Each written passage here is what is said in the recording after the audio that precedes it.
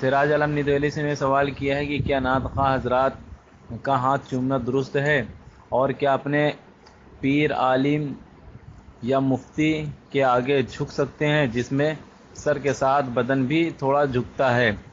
ایک عالم صاحب کا کہنا ہے کہ ایسا کرنا درست نہیں ہے، یہ غلط ہے، جواب عنایت فرما دیں۔ درد مختار کتاب الحضر والاباحت باب الاستبراء وغیرہ جلد نمبر 9 صفحہ نمبر 631 پر ہے کہ عالم دین اور بادشاہ عادل کے ہاتھ کو چومنا جائز ہے، بلکہ اس کے قدم کو چومنا بھی جائز ہے۔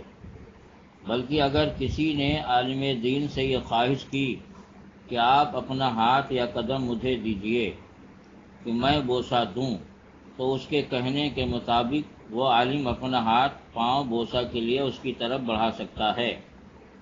تو اس مسئلے سے معلوم ہوا کہ عالم دین اور بادشاہ عادل کا ہاتھ چومنا جائز اس میں فرمایا۔ لہذا شاعر صاحب اگر عالم بعمل ہیں تو ان کے ہاتھ کو چوم سکتے ہیں، اگر عالم بعمل نہیں ہیں تو یہ جو ہے تو ان کے ہاتھ چومنے کی اجازت نہیں ہے۔ اور کیونکہ مراکی الفلاح عربی شرح نور الازام میں ہے کہ الفاسق وجبت احانتہ ولو عالما، کہ فاسق واجب التوہین ہے اگرچہ عالم ہو۔ معلوم ہوا کہ فاسق عالم ہو تب بھی اس کی تعظیم جائز نہیں ہے، کیونکہ فاسق کی توہین واجب ہے۔ اور اس دور میں جو شعراء ہیں عام طور سے ان کا حال تو بہت ہی ناگفتہ بہی ہے۔ جس کو اللہ تعالیٰ نے علم اور تجربے کی روشنی دیا ہے وہ اچھی طرح دیکھ رہا ہے۔ خیر، مسئلہ جو آپ نے پوچھا میں نے بتا دیا کہ شاہد صاحب عالم بعمل ہیں تو ان کا ہاتھ چوم سکتے ہیں، اور ورنہ جو ہے ان کا ہاتھ چومنے کی اجازت نہیں ہے۔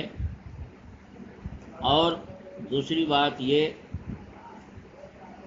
کہ جھکنے کے لیے جو سوال آپ نے کیا ہے، تو جھکنے کے بارے میں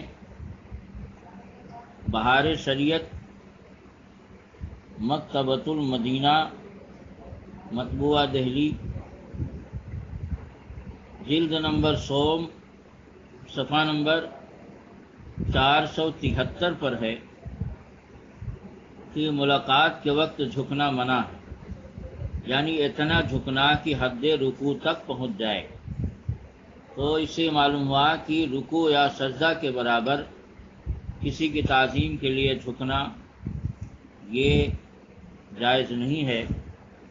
ہاں، رکوع سے کم جو عادتاً لوگ مصافحہ میں تعظیماً تھوڑا سا جھک جاتے ہیں اس میں شرعاً کوئی حرج نہیں۔